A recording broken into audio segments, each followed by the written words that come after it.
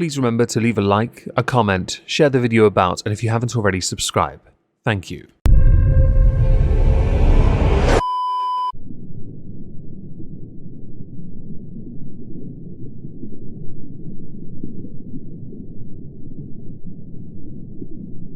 Well, isn't this just fantastic? Captain's Log, Subdates 230123.5. We're 3 days out from the Kingdom of Spoon, and we are having to refresh our memories on their cultural practices. For example, using a spoon to eat is a capital punishment. Yeah, these jokes write themselves. Hello everyone, welcome to This Week at Twitter, or Twat. Today we're going to start with a video. This video falls handily under the banner of Americans Ruin Everything, with a tweet from Yafori Tori, Why?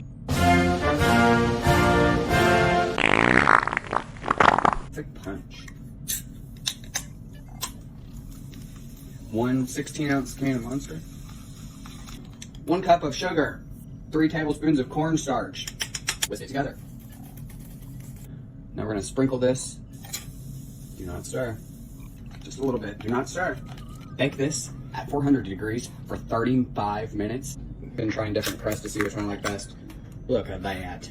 When Harley TBS tweets, I never want to hear an American bring up beans and toast as an insult again after this, I tend to agree with them on this, because honestly, that was absolute blasphemy, and you should be well and truly ashamed of yourselves. Moving on from that, I'm sure many of you will know Logan Paul has gotten a fair amount of heat because of the CoffeeZilla 3-part video series going into a crypto scam Logan Paul was a part of. We on this channel have spoken about it. Not much beyond it, because there was no real need beyond the one initial video, heavily condensed, reduced down to the parts I believed mattered the most. YouTuber Carvos has called out KSI because KSI is a business partner of Logan Paul, and he believes KSI's opinion, perspective is skewed because of that bias. So he tweeted out, new video, KSI needs to be called out for this, brackets, awful take, blah blah blah. What intrigued me the most were the replies underneath. Jared Myers, since you care so much about the victims, why don't you take all the money you made off these videos and give it to the victims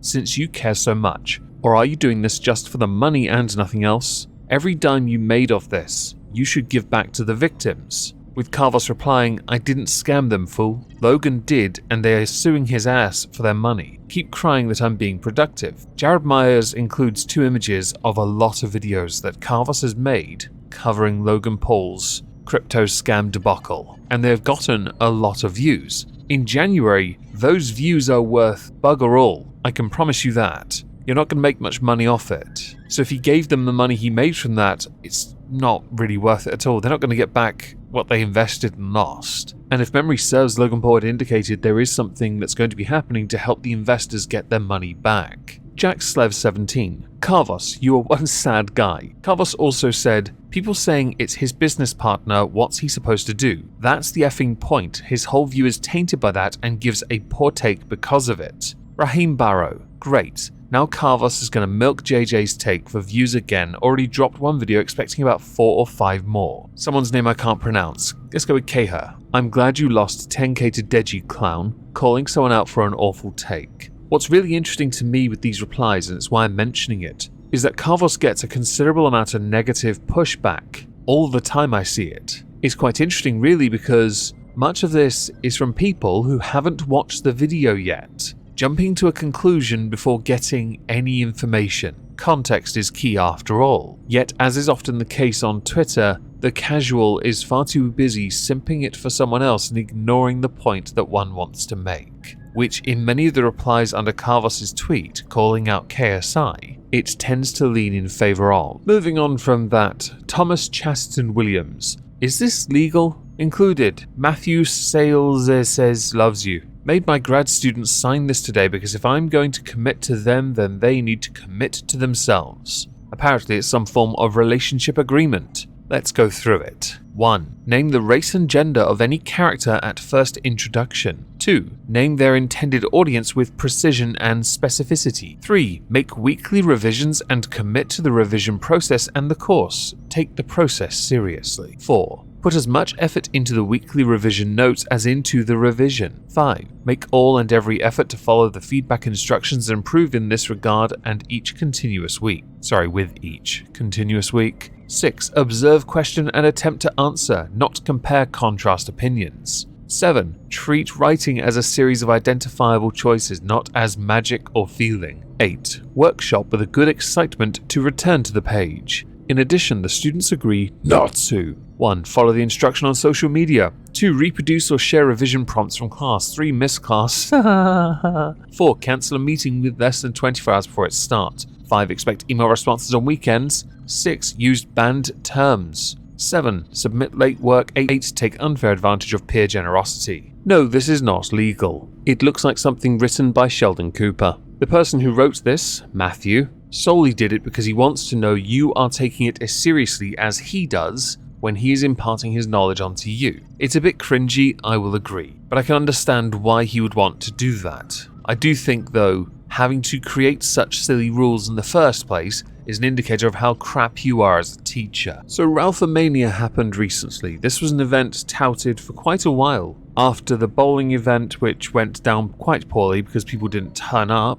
and I think to finish it, they maced somebody. Yep. Ralphomania, a wrestling event, was next. And I'll be honest, I was intrigued. So we're going to go through a few tweets I saw on this, starting with Augusto Kinochet. Thank you, Corin, is that how you pronounce that? For getting some great moments tonight at Ralphomania. Included is a video. How are you feeling? I think this is great so far. A little chaos at the beginning. What was chaotic? Ralph got served. Why did they come in here? Why did the police come? To serve him. Wow. What evil person would serve Ethan Ralph? Show yourself! Yes! Does he know what it is yet, or he doesn't know? Oh my god. This is fun! Can I have a pack of M&Ms, please? Andy Warski retweeting this with, Ralph made his wife give out sandwiches at Ralphomania, Kino or sad, as in something they could, well, belatedly, speak about on the Kino Casino. As Kinochet pointed out underneath, he made his fans fly out and then made them buy snacks. Pantsu was working the entire show, she'll be working tonight too. Pantsu being Corin. One of the first tweets I saw covering this came from Ranting Monkey, who tweeted, wow, at Ethan Ralph's Ralphomania on Cozy, they were just chanting Hitler. FFS ... Yes, the Edgeabars are out in force. By that I mean 1 row back at most, for a redonkulous wrestling event. Next, Andy Warski, who had watched it on Comfy. Underneath that though, Dr. Fangong DMD. It'll be a literal who's who of who's. Names of those appearing: Dick Masterson, Beardson, Wurzelroot, Dalton, Clodfelter, Tyler Russell. I don't know who any of these people are except for Dick Masterson and Pantsu. Who are they? Later on, Andy Warski tweeted Ralph got served ha, continuing ha to a reply to Vicious Vickers. But the tweet's not visible. Following up with, Dick Masterson laughs as Ethan Ralph gets served, including an image of him being served. Well then, pod awful. Ralph is apparently busy reading his papers and is not paying attention to the wrestlers. Here is a picture of that as well. Augusto Kinochet, though, has a picture of him ringside with papers in his hand. You can see a rather stacked audience there, yes,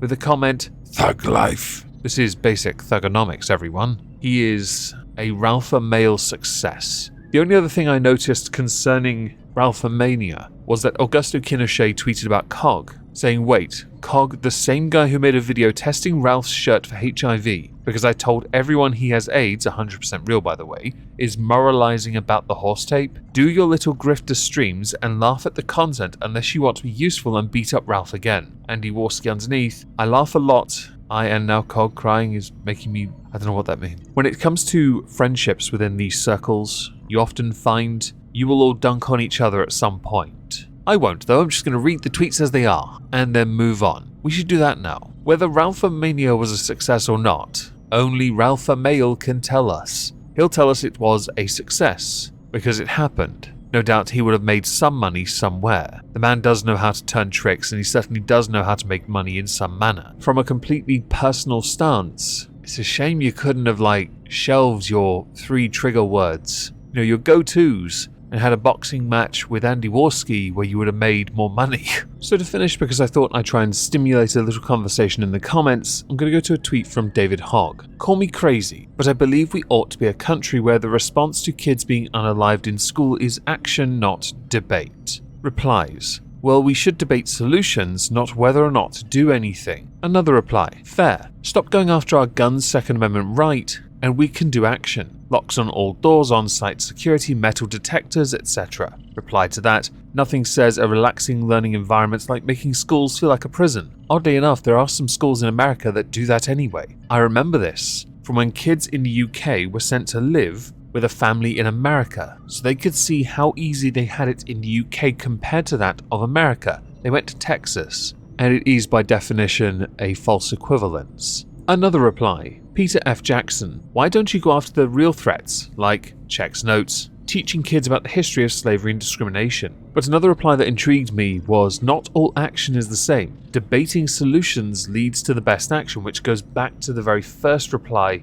well, we should debate solutions, not whether or not to do anything. In the grand scheme of things, David's tweet is quite hollow. The reason why is because he knows it is an empty gesture from an equally empty gesture government and politicians, who will only be seen to do something when something is too much of an issue. Biden, as I've said many times, humble brags on Twitter, or someone does on his behalf, about accomplishments in office, not taking into account that we on social media have the context. Not all of us are sheeple, also blindly going to say, oh, you're right, you've created so many new jobs, even though COVID was a big thing then and so many people lost their jobs.